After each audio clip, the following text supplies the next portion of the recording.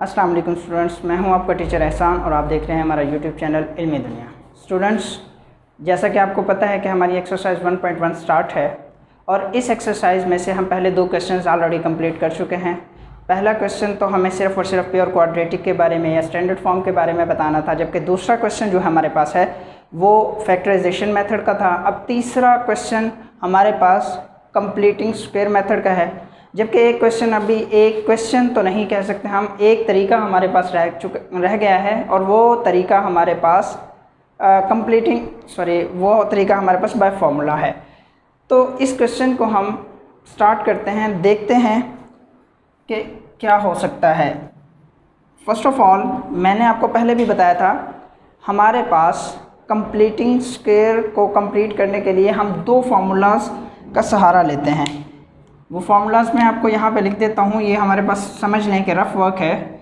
x plus y का whole square बराबर होता है x square plus 2xy plus y square, और अगर माइनस में हो तो x माइनस वाई का होल स्क्वायर बराबर है x square minus 2xy plus y square. Students, इन 2 फार्मूलाज को मद्देनज़र रखते हुए हमें ये तमाम क्वेश्चन सॉल्व करने हैं।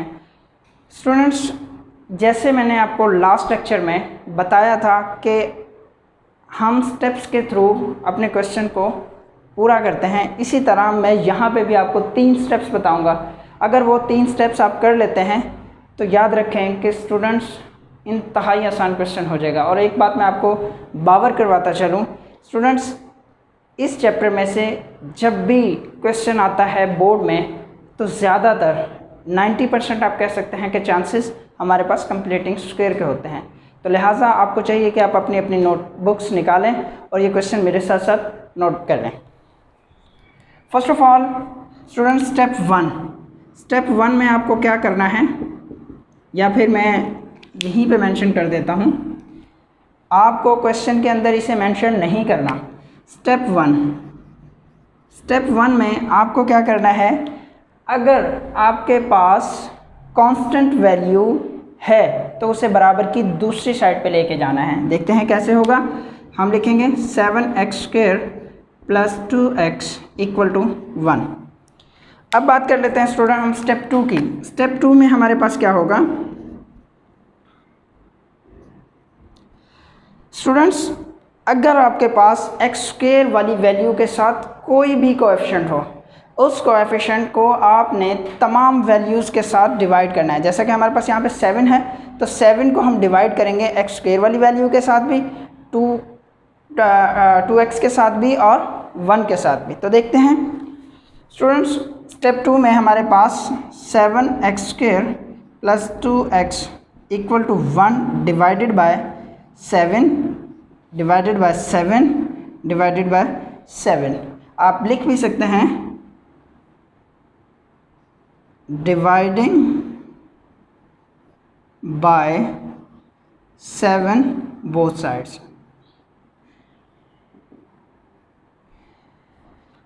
इसके बाद देखते हैं, इसको सिंप्लीफाई करते हैं। 7 से कैंसिल आउट हो गया, हमारे पास बचेगा x² plus 2x by 7 equal to 1 by 7। अब स्टूडेंट्स, स्टेप 3 और मोस्ट इम्पॉर्टेंट स्टेप है हमारे पास, इसको जहन में रखिएगा। स्टेप 3 में हमें अपना स्क्वायर कंप्लीट करना है। अब वो स्क्वायर किस तरह से कंप्लीट होगा आपको पता होना चाहिए, आपको ये दोनों फार्मूलाज याद होने चाहिए। हो सकता है हम माइनस वाला फार्मूला यूज़ करें या प्लस वाला फार्मूला यूज़ करें। यहाँ पे अगर हमारे पास प्लस आएगा x² और x के दरमियान में, x² और x वाली वैल्यूज़ के दरमियान में अगर हमारे पास प्लस आएगा तो हम प्लस का फार्मूला यूज़ करेंगे, और अगर हमारे पास माइनस आएगा तो हम माइनस का फार्मूला यूज़ करेंगे। स्टूडेंट, अब हम बात करने लगे हैं स्टेप 3 की। स्टेप 3 में आपने क्या करना है, हमें फार्मूला कैसे कंप्लीट करना है ये सुनते जाएं। First of all, first value का स्क्वायर हमें कुछ इस तरह से करना है कि हमारे क्वेश्चन पे फ़र्क ना पड़े। जैसे यहाँ पे है फर्स्ट वैल्यू का स्क्वायर। नेक्स्ट है हमारे पास, अगर यहाँ पे हमारे पास प्लस होगा तो हम प्लस यूज़ करेंगे और फॉर्मूले का 2 यूज़ करेंगे। हो सकता है ये वाला आए या फिर ये वाला, तो हमारे पास यहाँ पे प्लस है तो हम प्लस वाला फार्मूला यूज़ करेंगे, तो +2 फॉर्मूले का। And first value is x and second value. अब सेकंड वैल्यू का स्टूडेंट्स अक्सर बच्चों को नहीं पता चलता कि हमें कौन सी यूज़ करनी है। तो इसके लिए मैं सबसे आसान आपको जो ट्रिक है वो बता देता हूँ। आप जहन में रखें कि आपको वो वैल्यू यूज़ करनी है जो भी x के साथ लिखी होगी। x के साथ जो भी वैल्यू हो आपको वो यूज़ करनी है, और x यूज़ नहीं करना, बिकॉज x हम पहले ही यूज़ कर चुके हैं। तो हमारे पास लिखा हुआ है 2/7। क्या लिखा हुआ है? 2/7। तो 2/7 लिखेंगे। अब कुछ स्टूडेंट्स का ख्याल होगा कि ये हमारे पास सेकंड वैल्यू बन चुकी है, जबकि ऐसा नहीं है। स्टूडेंट्स याद रखें, जब भी आपको सेकंड वैल्यू लिखनी है, सेकंड वैल्यू के बटे में याद रखें आपने उसको 2 से मल्टीप्लाई ज़रूर करना है, तब जाके हमारे पास सेकंड वैल्यू कंप्लीट होगी। और ये जहन में रखें, इस 2 को इस 2 के साथ या इस 2 को इस 2 के साथ, इस 2 को ऊपर वाले 2 के साथ तो कट आउट कर सकते हैं, बट इसके साथ नहीं कर सकते, बिकॉज ये हमारे फॉर्मूले की रिक्वायरमेंट है। ये 2 से कैंसिल आउट होगा, 2 1 2, तो हमारे पास क्या बचा? 1/7। तो हमारे पास जो सेकंड वैल्यू होगी वो क्या होगी? 1/7 प्लस 1/7। इसका स्क्वायर इस साइड पे भी ऐड करें, और मैथमेटिक्स के रूल के मुताबिक अब इस साइड को, इन दोनों साइड्स को बैलेंस करने के लिए अगर स्क्वायर हमने यहाँ पे ऐड किया है तो दूसरी साइड पे भी हमें स्क्वायर ऐड करना पड़ेगा। 1/7 तो पहले से है वहाँ पे, और अगर मैं इसके साथ ऐड कर दूँ 1/7 का स्क्वायर, तो अब हमारे पास ये दोनों साइड्स बैलेंस हो चुकी हैं।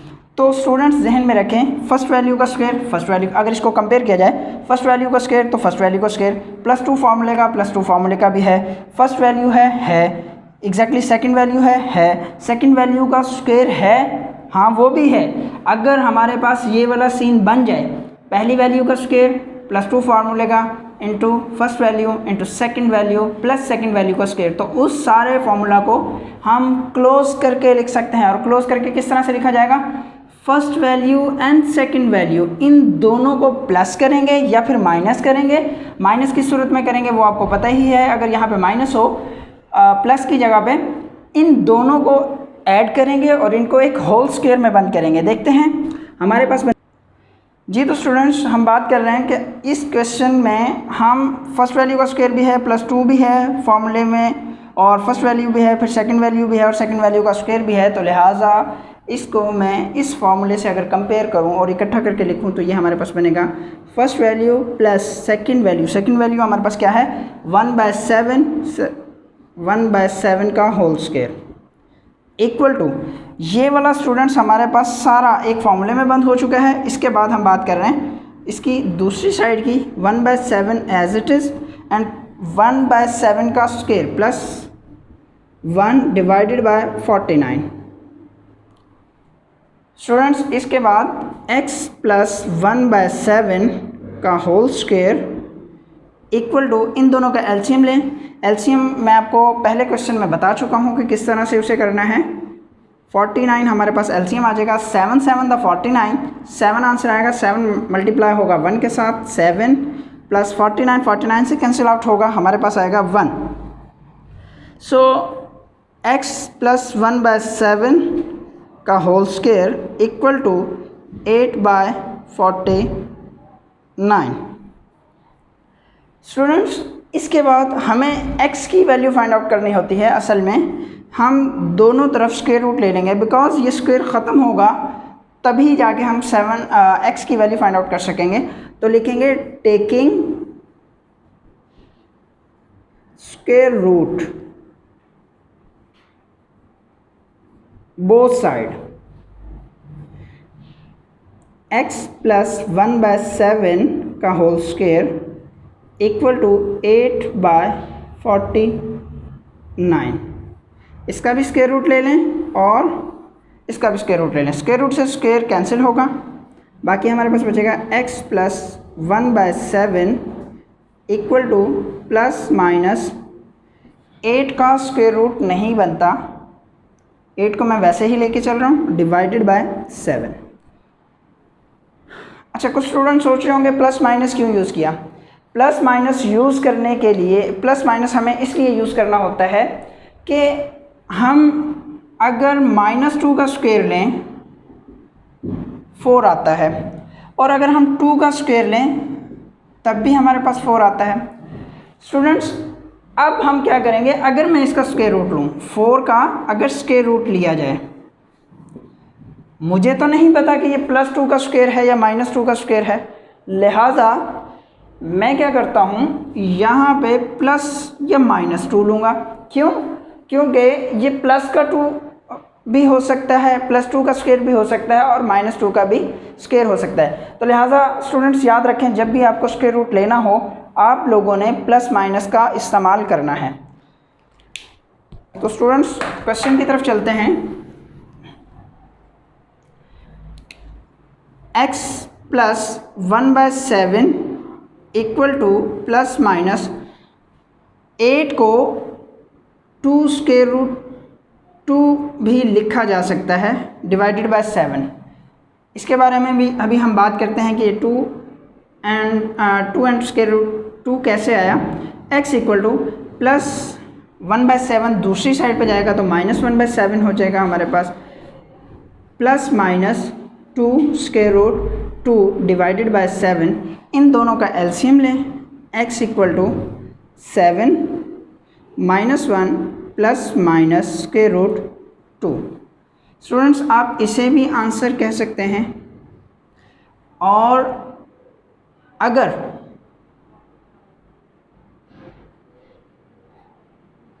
हम चाहें 2√2 की जगह पे 8 भी लिख सकते हैं।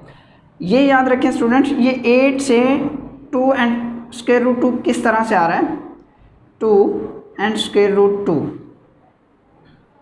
8 को अगर फैक्टराइज किया जाए, 2 4 द 8, 2 2 द 4। अगर मैं देखूं 8 को इस तरह से लिखा जा सकता है, एग्जैक्टली बिल्कुल आप सही सोच रहे हैं, इस तरह से लिखा जा सकता है। तो ये वाला जो 2 है जिसके ऊपर स्क्वायर है, ये बाहर आ जाएगा स्क्वायर रूट की वजह से, और हम इसको √2 लिखेंगे। स्टूडेंट्स हमारे पास 2√2 इस तरह से इस क्वेश्चन में आता है। तो स्टूडेंट्स हम कह सकते हैं कि हमारा जो फाइनल आंसर है वो ये वाला है। स्टूडेंट्स अब हम चलते हैं क्वेश्चन नंबर 2 की जाने।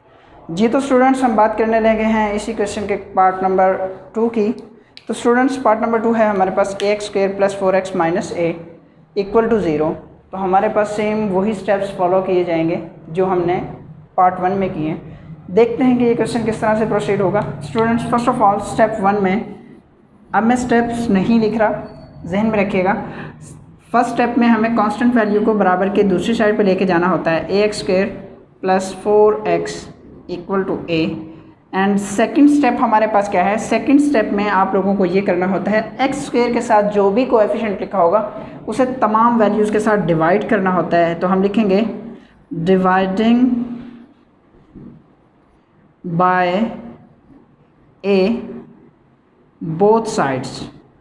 तो ये आ जाएगा हमारे पास ax² + 4x = a divided by a divided by a and divided by a से कैंसिल आउट हो जाएगा, x² + 4x divided by a = 1, a से कैंसिल आउट हो जाएगा।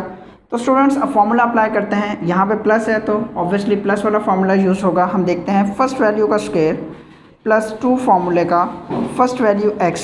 अब मैं पहले ही आपको बता चुका हूँ स्टूडेंट्स, हमें x को यूज़ नहीं करना, बाकी सारी वैल्यू यूज़ करेंगे सेकंड वैल्यू के लिए। सेकंड वैल्यू बनाने के लिए हम यूज़ करेंगे 4/a और a के साथ हमें 2 को मल्टीप्लाई करना है।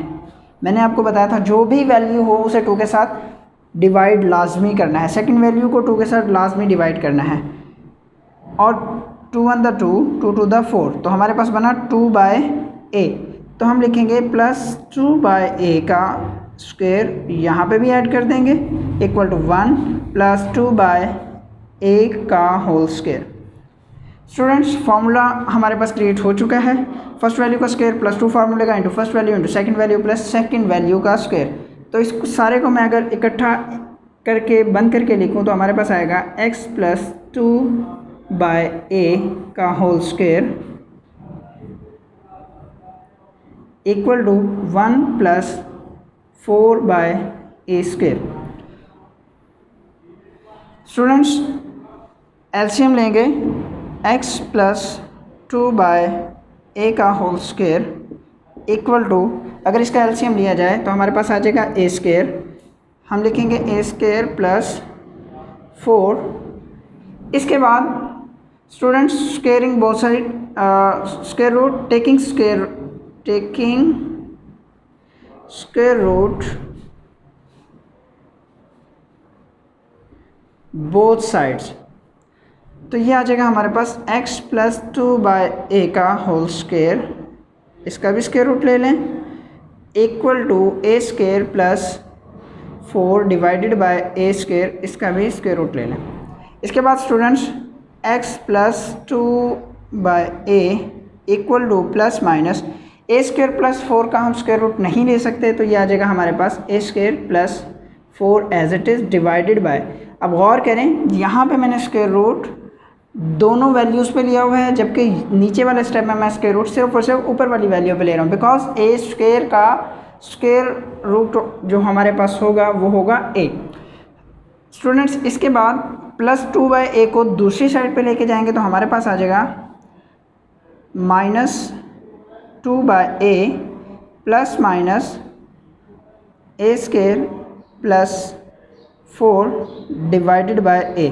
इन दोनों का एलसीएम लेंगे, x equal to a minus 2 plus minus a square plus 4।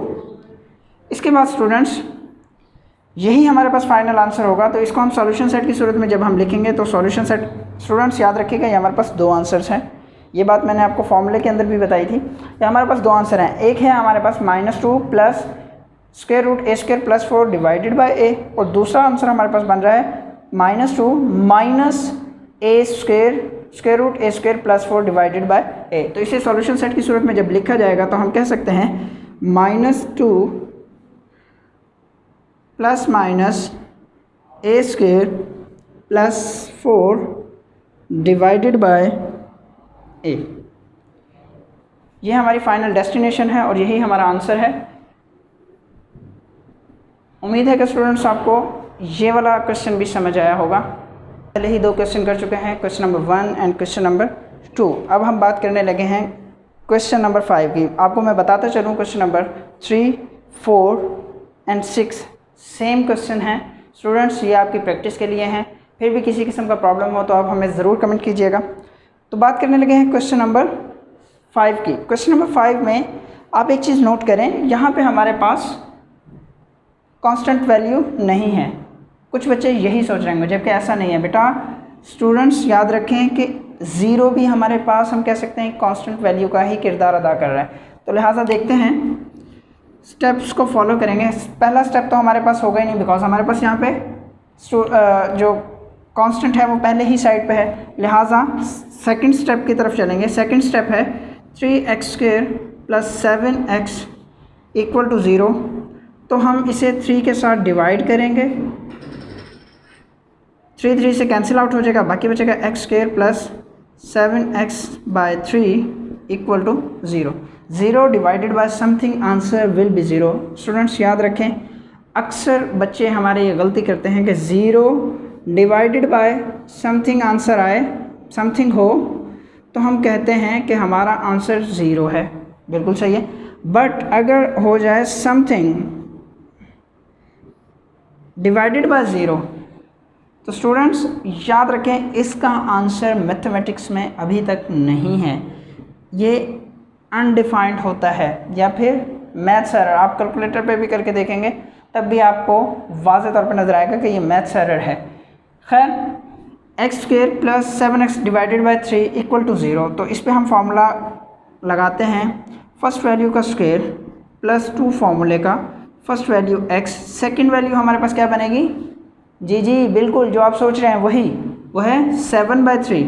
तो हम लिखेंगे 7/3, बिल्कुल आप सही सोच रहे हैं, डिवाइडेड बाय या फिर 3 के साथ हम मल्टीप्लाई करेंगे बिकॉज वो पहले से बटे में है, और 2 को 7 के साथ डिवाइड करेंगे प्लस 7/, अब ये कटिंग नहीं हो रहा, लिहाजा स्टूडेंट्स याद रखें इस 2 को इस 2 के साथ कट नहीं कर सकते, ये मैं आपको पहले भी बता चुका हूँ। 7/6 का होल स्क्वायर इक्वल टू ये 7/6 का होल स्क्वायर दूसरी साइड पे भी ऐड करेंगे, 7/6 का होल स्क्वायर।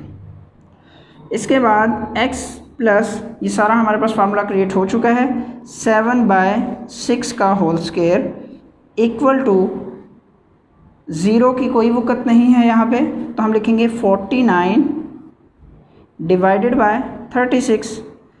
इसके बाद स्क्वेयरिंग हम दोनों तरफ स्क्वायर रूट ले लेंगे, taking square root both sides. तो देखते हैं x प्लस 7 डिवाइडेड बाय 6 का whole square equal to 49 divided by 36। इन दोनों का जब स्क्वायर रूट लिया जाएगा तो हमारे पास बनेगा